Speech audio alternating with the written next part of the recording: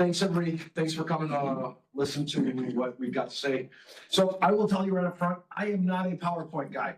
My PowerPoint, I once had a manager tell me that my PowerPoints were everything an engineer could love. That's all I gotta say about PowerPoint. So with that, I stole slides. So there's gonna be a lot of stuff that has SentinelOne logo on it, but the topic is where I'm gonna be focused. And so, yes, these represent the function of ours. They represent different feature sets. The topic is the key. So please don't get hung up on all the pictures. It's just that I didn't bother, well, not that I didn't bother. I was not gonna be creative enough to make my own slides that looked like that. So, all right. So let's get started. Also, please do not just make me stand up here and just spit data for 45 minutes.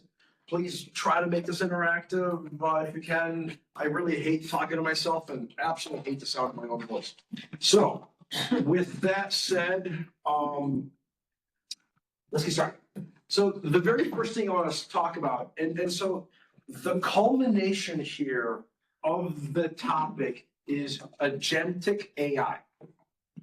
What does that mean? What that means, bare bones, is somewhere, wherever you are comfortable doing your work on whosever behalf you're doing it, there is a robot or variations on the theme of a machine learned algorithm that's sitting right next to you that you can use as your personal agent to help you threat hunt.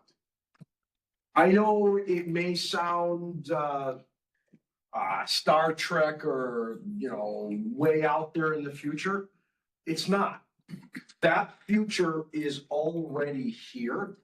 And through work that MITRE, others in the industry have been doing, and very, very specifically RAG-based AI models, there are agentic AI threat hunters out there.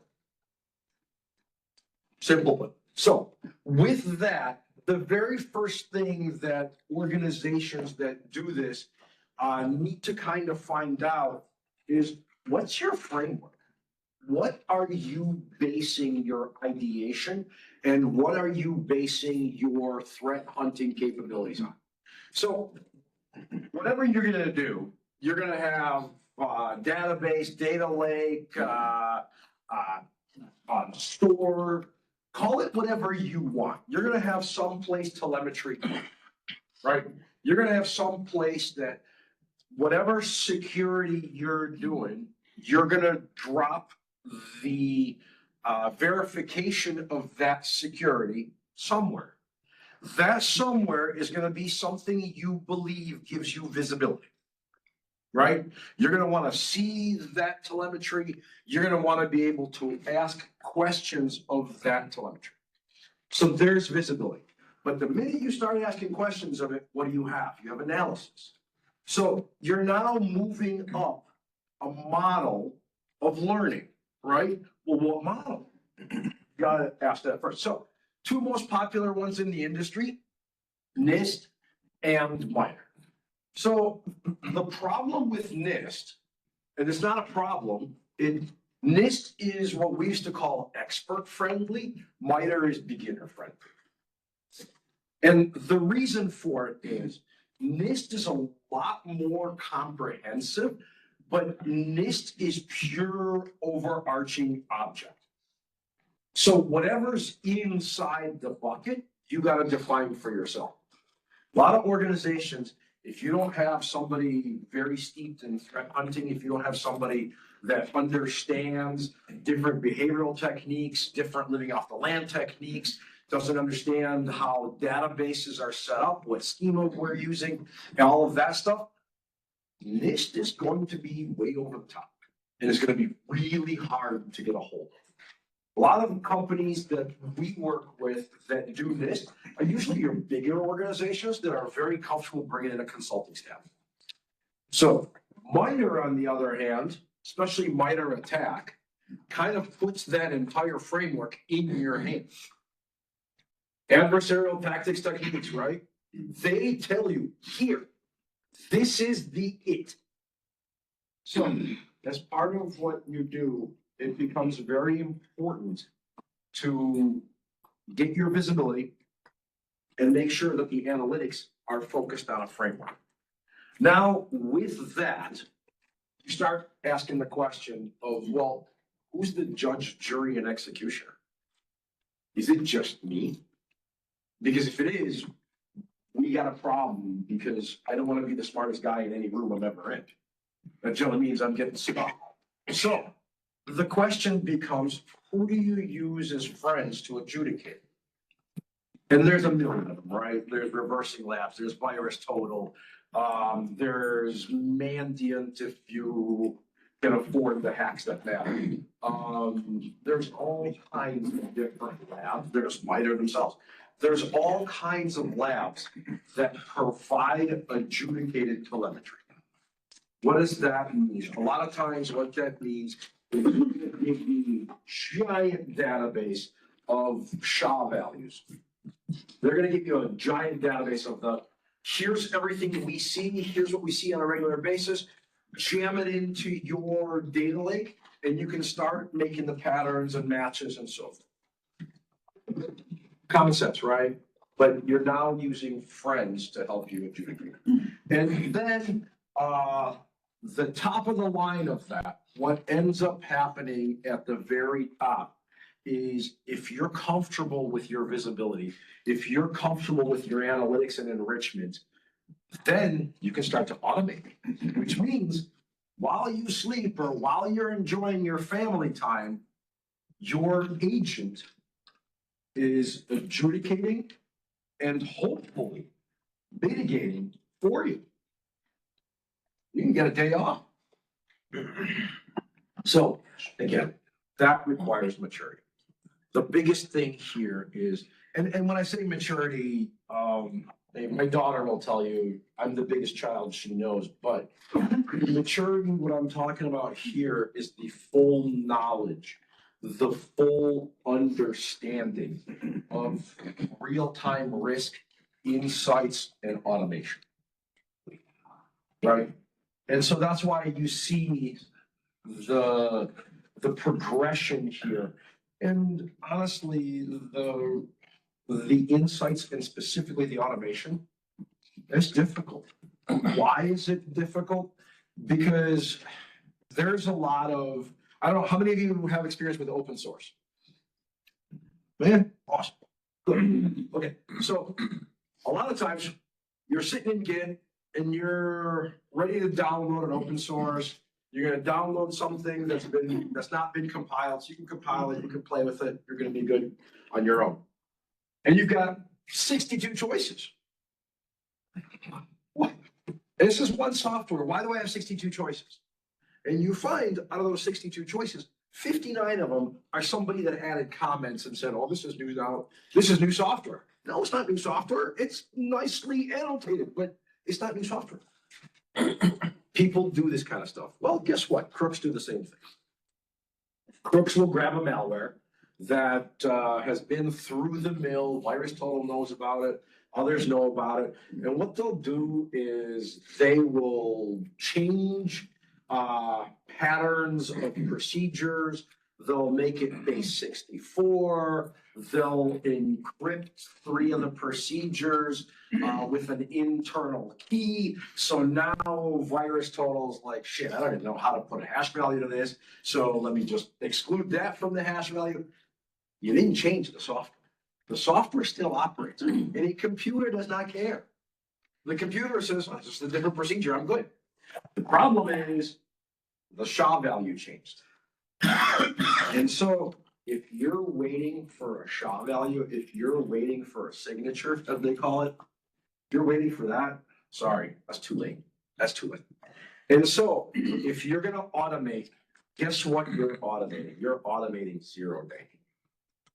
Automating 0 day is its own level of intricacy, because what you then have to decipher, good software versus the garbage and the malicious. And sometimes even good software. One of my favorites is virus protection. Virus protection injects into every process known to man. Guess what? That is a bad software technique. But they don't have a choice because they didn't write every piece of software. So they will inject into stuff, and they inject it to follow a process, which is fine. If your agentic AI is going to say, this is horrible, don't do this, and start blocking everything, what's going to happen is you're going to block your entire computer, or even worse, you're going to block your entire your entire network. I've got one quick anecdote. I got a customer that downloads ISSA behavioral analysis. They download it every month. They download it. Generally, they look through it. They figure out what they want. They shove that into their telemetry. They shove it into their telemetry, and they adjudicate with that. Awesome. Great work. Helps a lot. Senior threat hunter goes on vacation. New kid sitting there says, I don't know what the difference is. I'll just send the whole thing. How bad could this be? One of the rules would block PowerShells. They destroyed 160,000 machines with one. Awesome. Took like 3 weeks to recover. So moving on, maturity levels. We all understand that, right? So from here, the question here, the question here is very simply, now, what do you use? What do you use as telemetry? Telemetry is also important. A lot of us have a lot of effort in cloud. There is a lot of effort happening in cloud. Some people hate cloud. Some people find cloud objectionable due to security risk.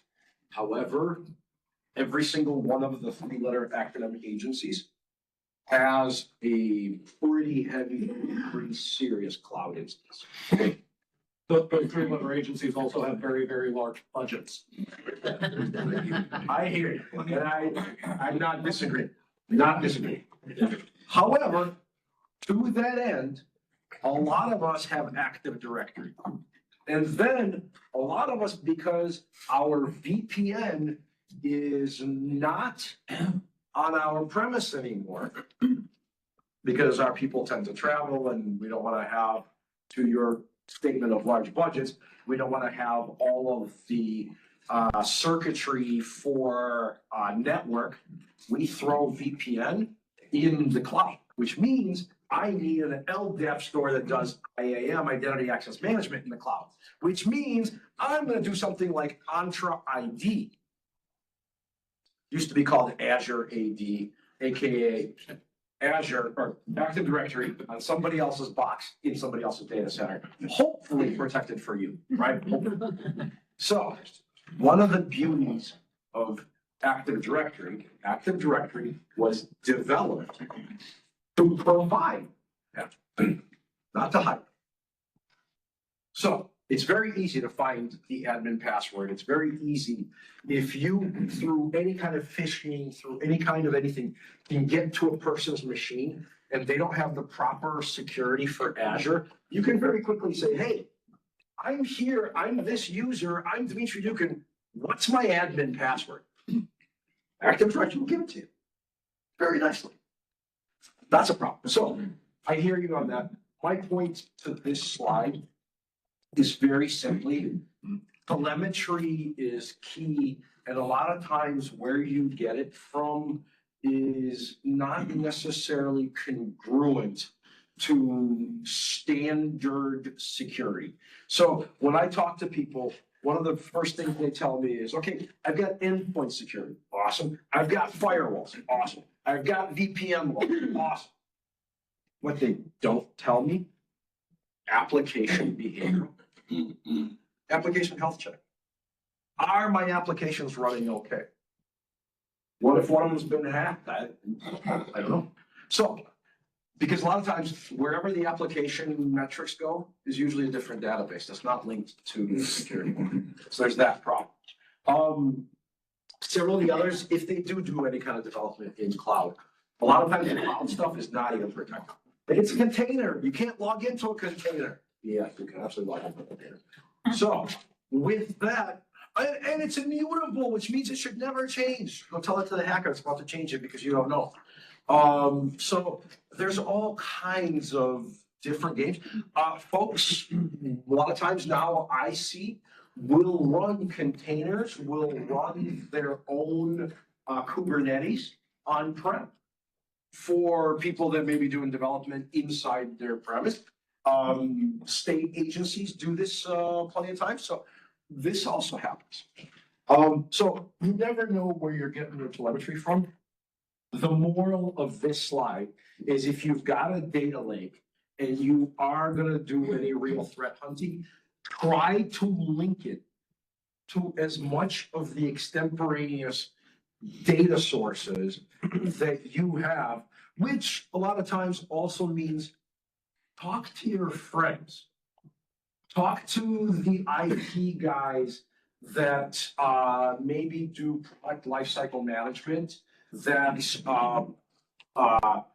realistically do nothing more than maintain patch revs and the rest of it. Find out what tooling they use. Find out what telemetry they gather.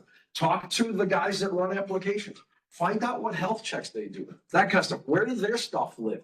Grab that, put it into your bucket, or even better, do a two-way connection between their bucket. That way you're not paying for the data twice. And that way you can fish the entirety of your data. That's the moral of the story. Because the more you know, the more you know. This is how it works. So with that, obviously there's benefits to the more you know. Obviously there's different techniques that come in with the more you know. One of the other portions that I really kind of want to touch on, and again, sorry if I stole slides, but the big thing here is retain your data for as long as you possibly can without running afoul of your lawyers. And what that means is there's a lot of businesses and a lot of government that will tell you, I need for compliance to store my data for 12 months. But they will also tell you, 12 months, 1 day, dump it. I don't want to see that data. I don't want any evidence that it's there because it can be used against us. So it's whatever comfort level there is with your lawyers, but store the data as long as possible. Because a lot of times, and unfortunately, the bad guys can be lazy as well, or maybe they got stuff to do. And so the bad guy that jumps into your environment may just sit there for 90 days, may just sit there for 100 days before they start anything. Why? I don't know, but they do. And it's a very common technique. A lot of times, they will also assemble badness in your environment, meaning to bypass whatever security they believe you've got, they will send you maybe a phishing email, they'll send you an attachment, they'll send you all kinds of stuff that then, if they can get into your machine, they will go assemble it into one giant ball of malice. Right? It happens. It happens to bypass all kinds of security functionality. And it's really not. Assuming you can gain the access, reassembling malware. I come from a coding background. I did not start as a security guy. I started as a developer. Reassembling software in the wild, once you've got compiled microservices, really, it's actually part of how software is supposed to be developed. So it's something that can be done simply. So again, retain your data as long as possible because it will then reduce your mean time to repair and your mean time to detect.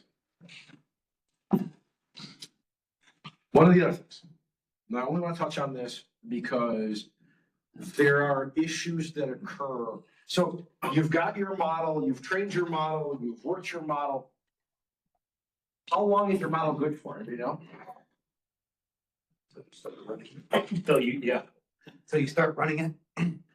Almost. So the problem that comes in is your model is only good as long as the focus of the data is valid.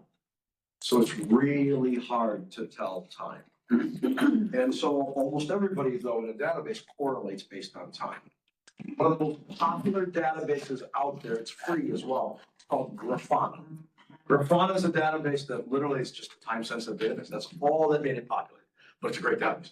So with that, a lot of our customers will have their primary data hot and the rest of their data elsewhere. So then what happens is they've got to take that extemporaneous data, rehydrate it.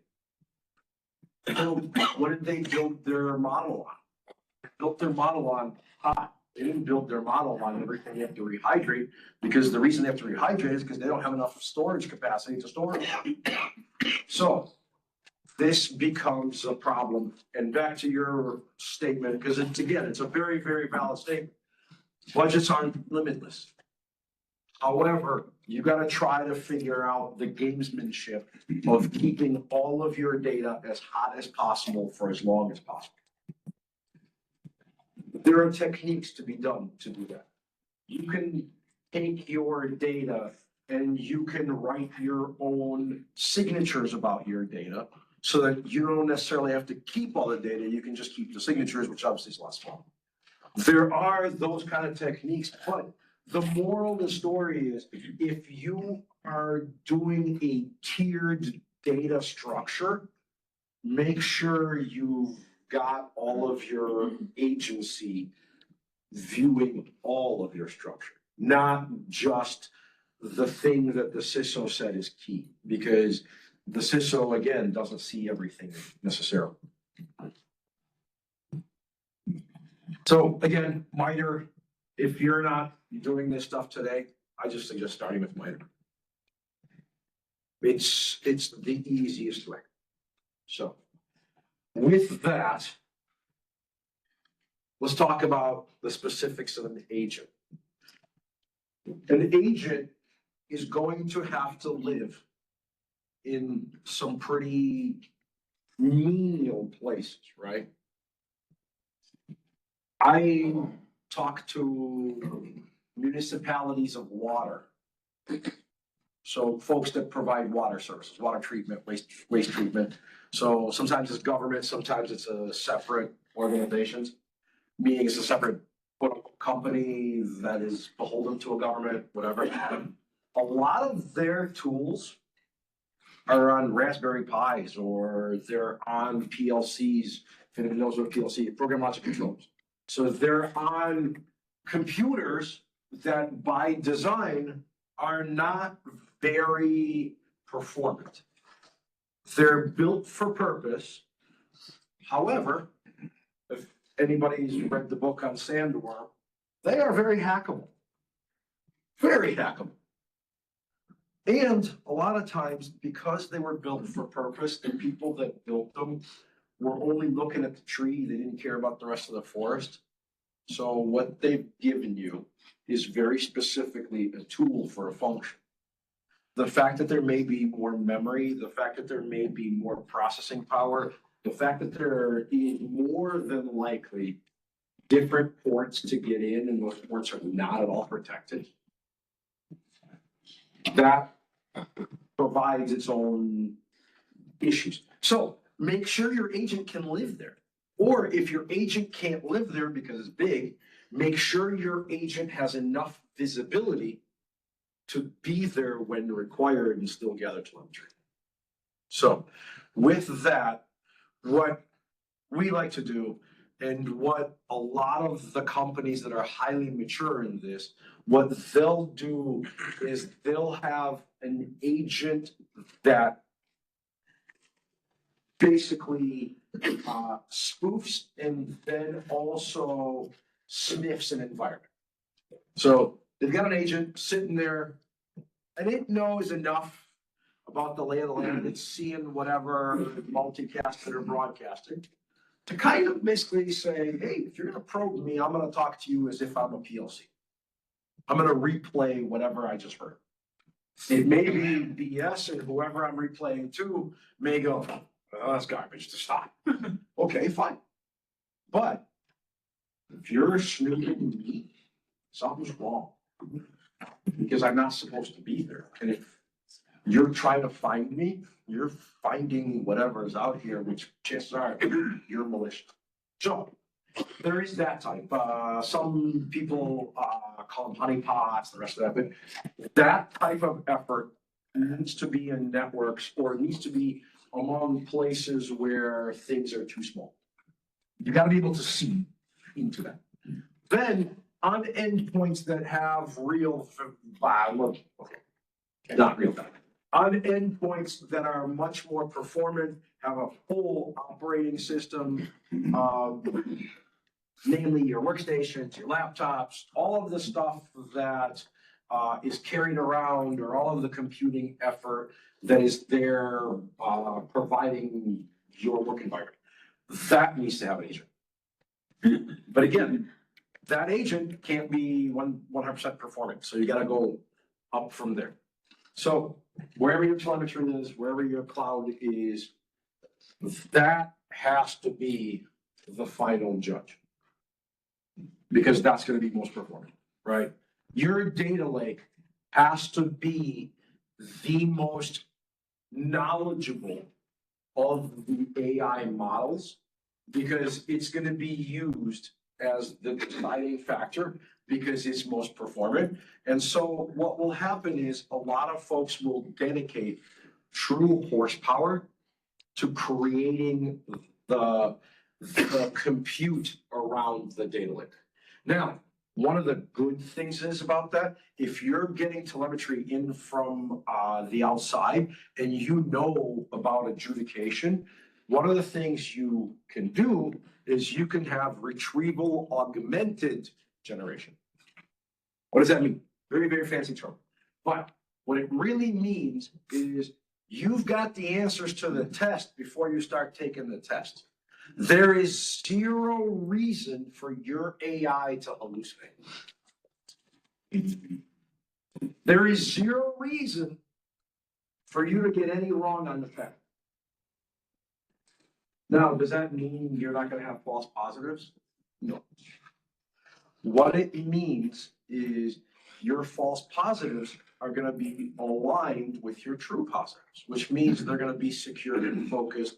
They're going to be something that you can then look at and say, I understand why this false positive was here.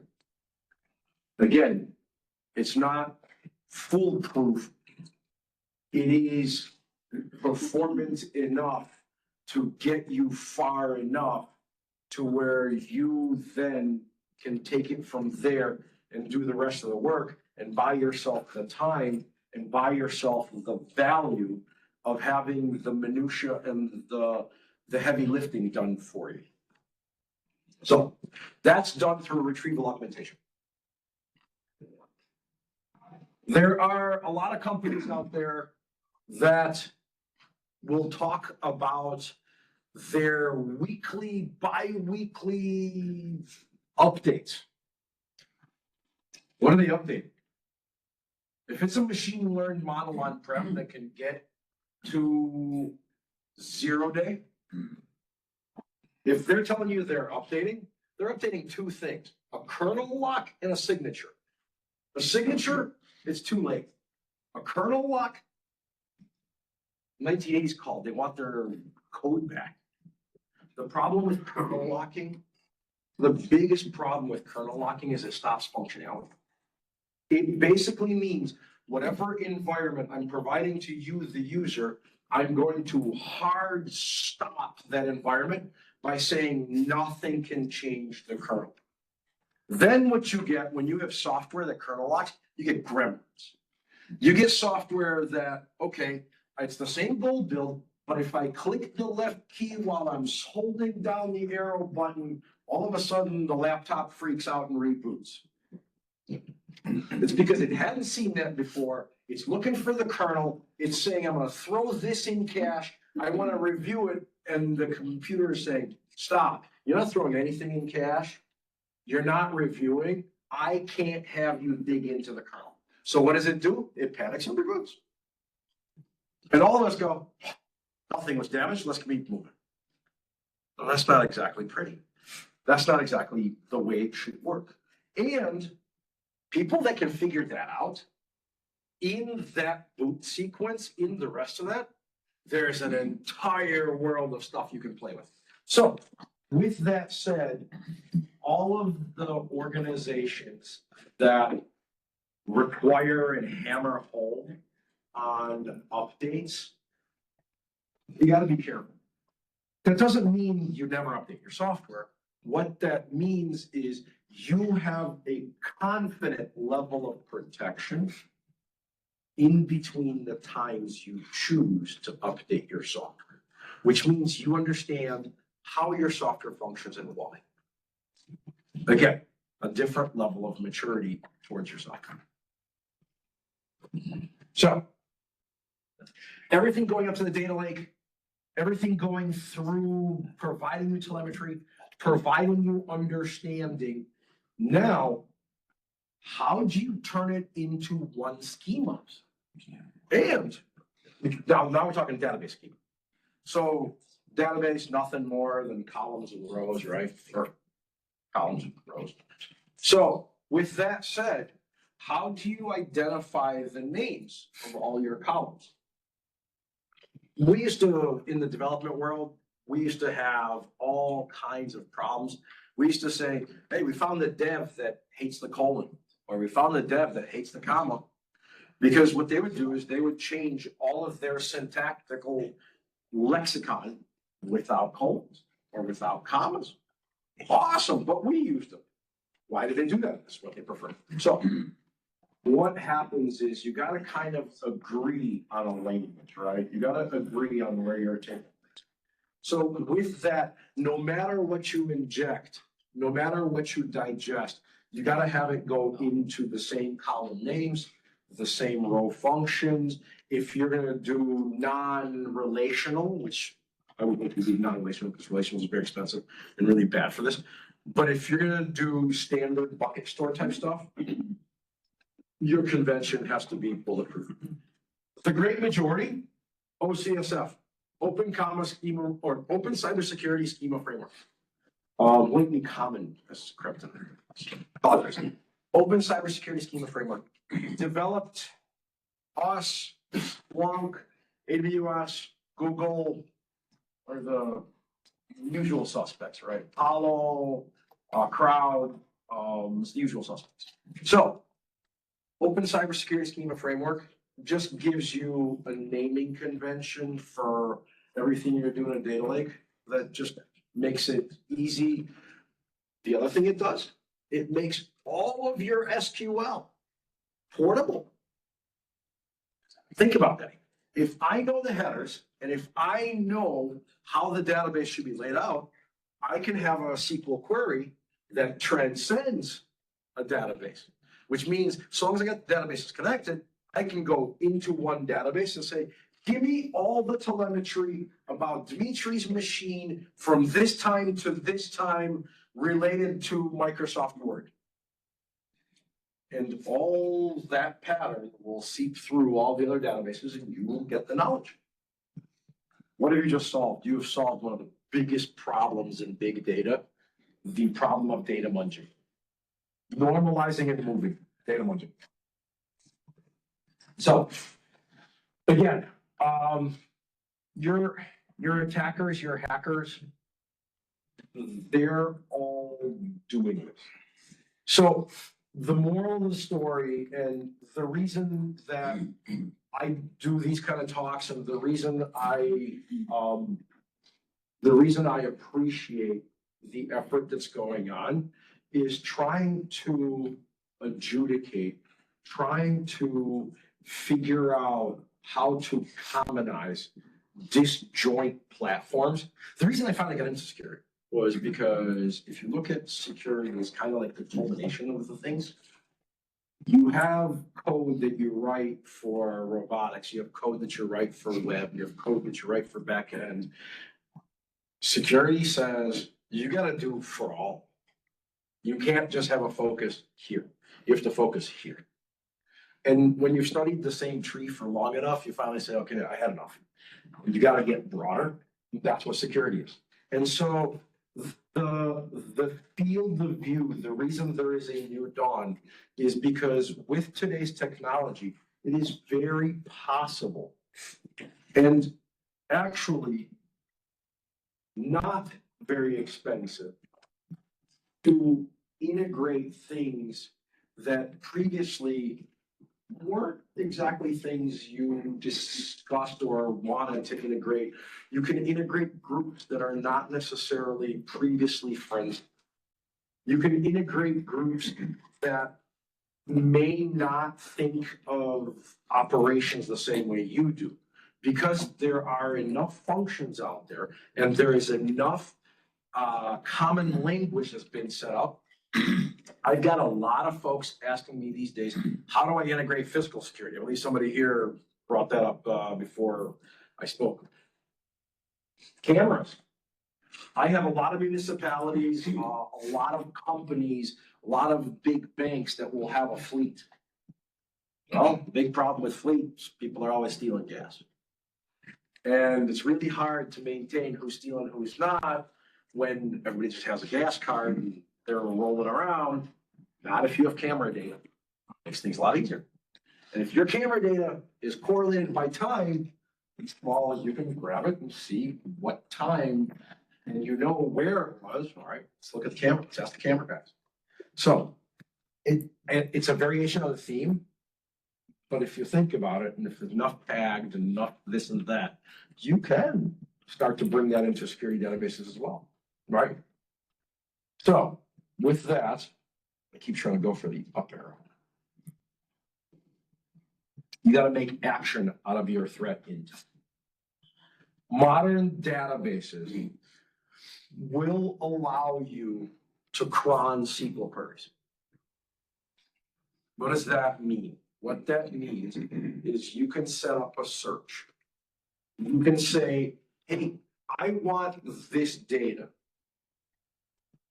Knowing that when I run this query today, this data is going to provide zero return on investment.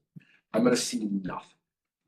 So, Salt Typhoon came out. It's the guys that attacked. They attacked Verizon. They attacked AT&T. There's a Chinese threat expert.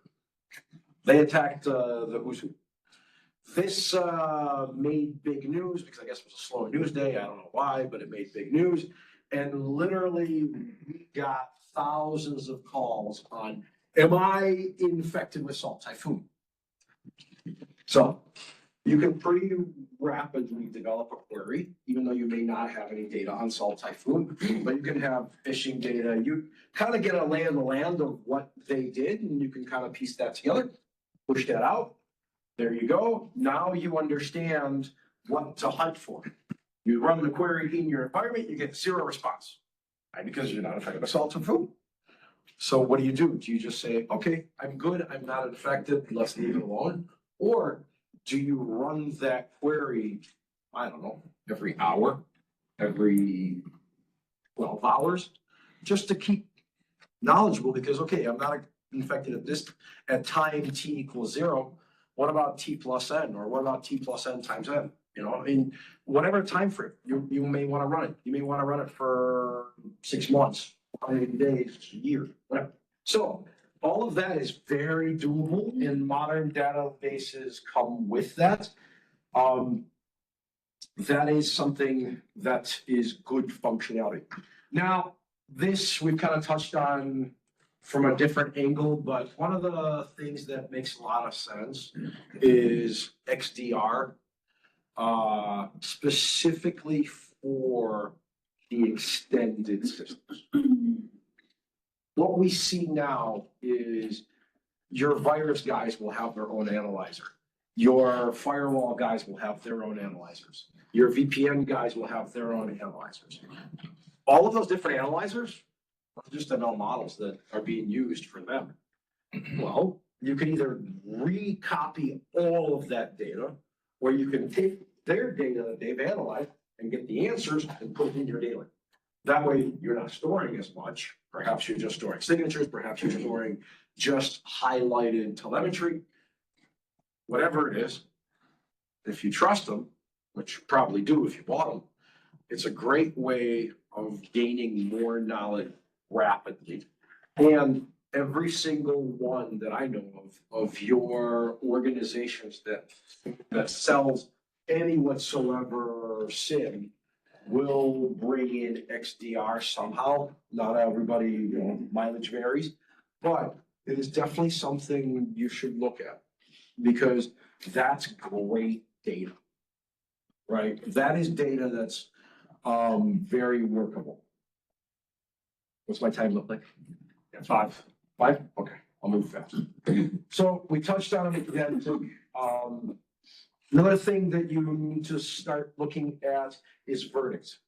So one of the big things with verdicts is if you're bringing in folks to help you adjudicate, a verdict is really good at giving you ideas of how bad or good something is.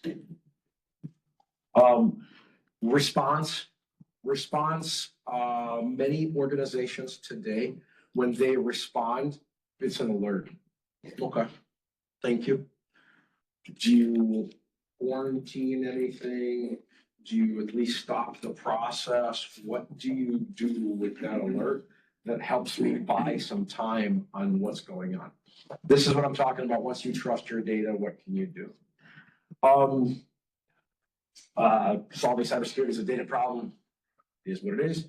And look, at the end of the day, where are we all going? What are we all trying to do? We're trying to make an autonomous stop.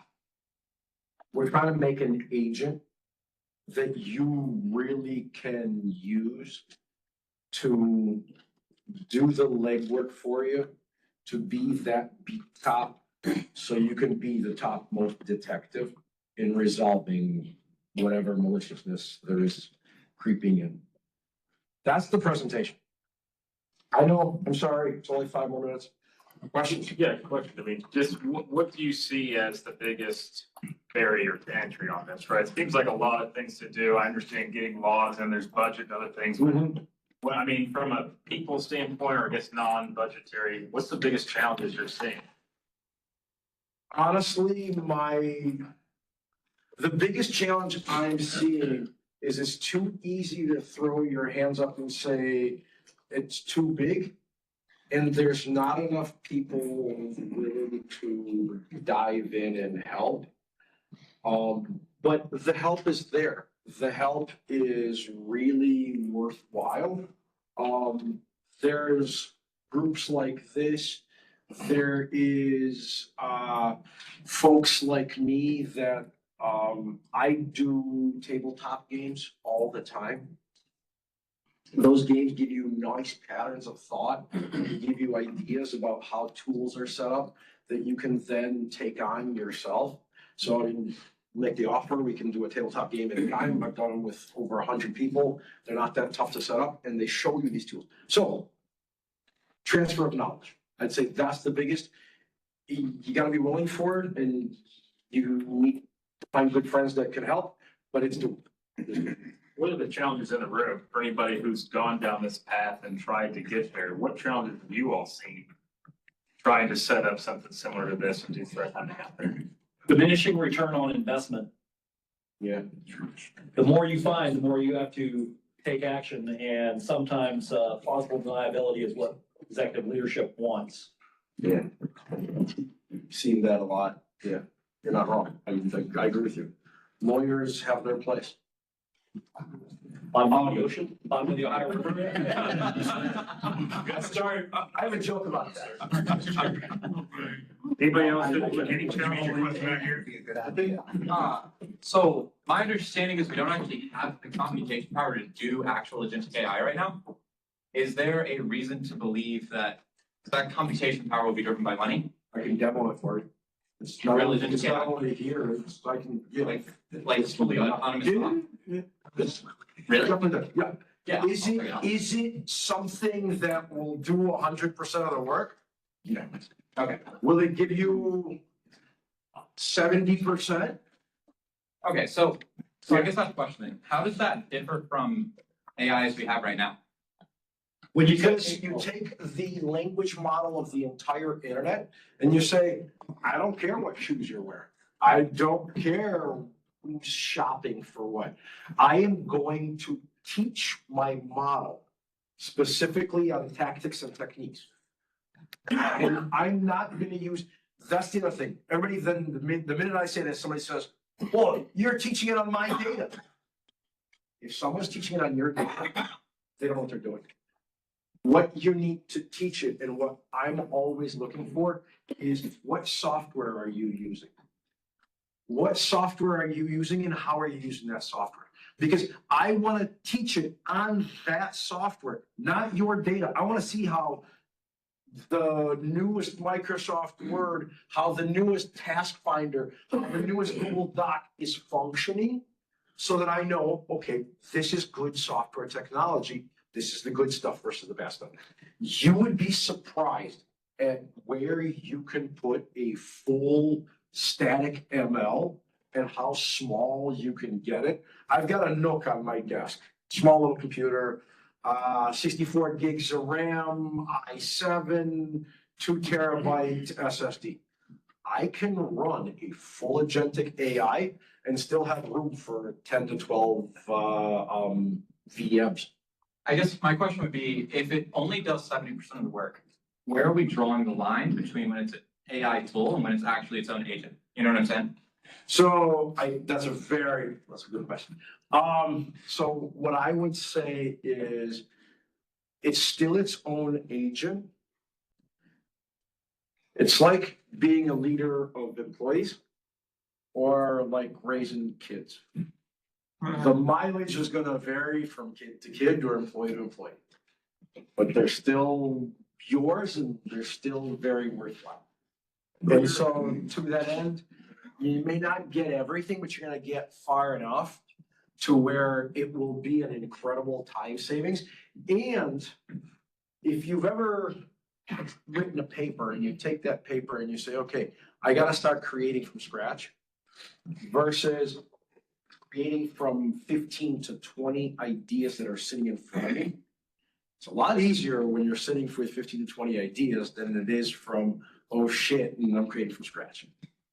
Right. I think the other way to look at some of the automation, right, and the agents driving that is, can you get to a place where you see a new alert and you build a one-time action of automation off of that alert so that you never have to deal with that, you know, manually ever again. And so that's part of the story at Sentinel too, is that automation, that might be a one-time action, but each time you see it, now you're able to just focus on more the critical investigations and minimize all of the noise. It's really, I think, the key to autonomous stuff, right? Minimize all the noise so the team can focus just on the critical net new kind of things. I know it's And you not. train in that training, we think of training that way. So Yeah. you're not training an LLM model per se, but you're training your environment on that response action, what your organization, how it needs to handle that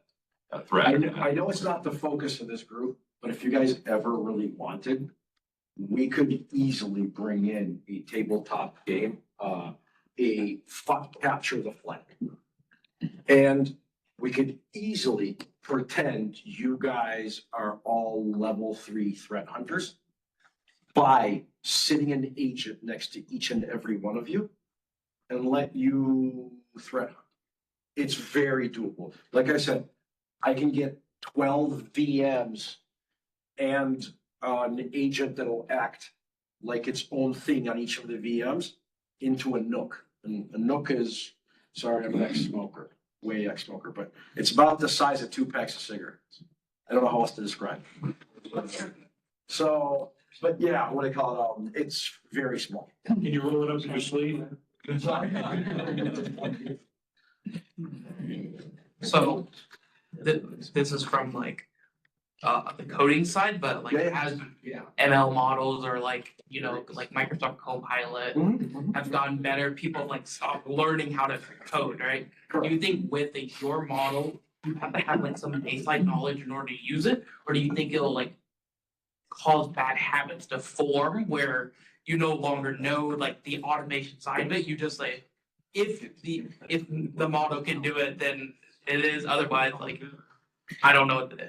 I grew up during the days of, I grew up in the transition from slide rules to calculators.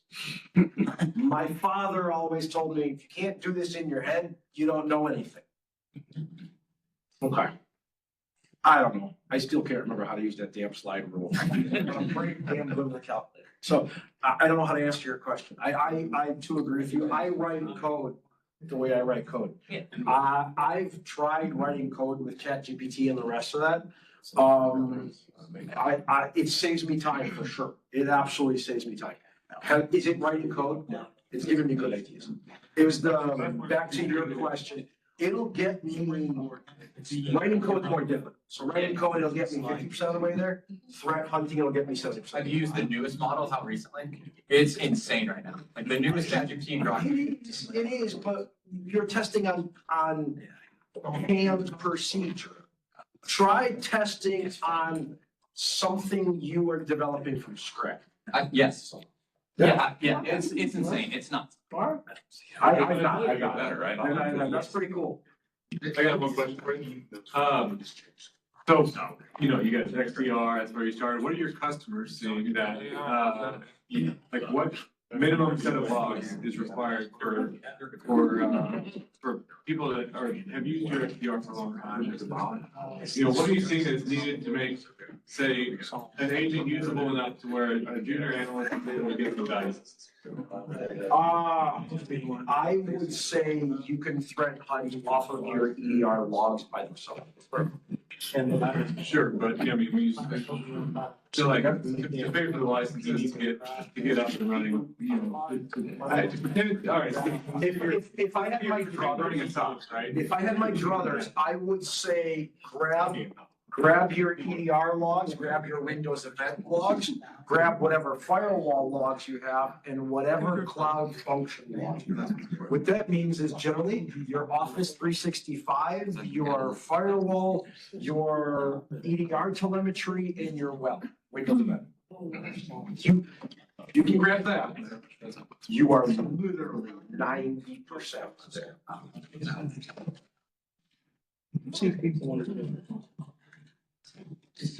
I'm way over, right?